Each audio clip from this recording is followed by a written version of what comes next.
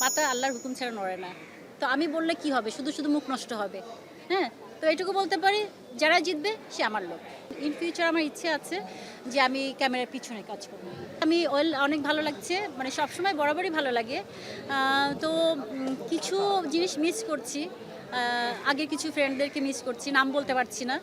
তো তারা অনেকে দেশের বাইরে আছে, অনেকে দেশের মধ্যে আছে।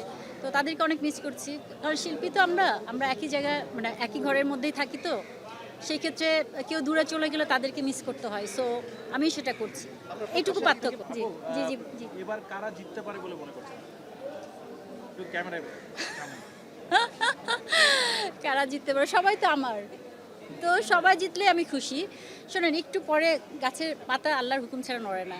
তো আমি বললে কি হবে, শুধু শুধু মুখ নষ্ট হবে। হ্যাঁ, তো এটুকু বলতে পারি, যারা জিতবে সে আমার লোক।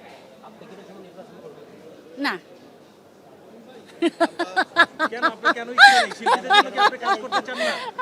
ডেফিনিটলি আপনি তো চান শিল্পীদের জন্য কাজ করতে। না, অবভিয়াসলি করব, কিন্তু আমি ইলেকশন করতে চাই না।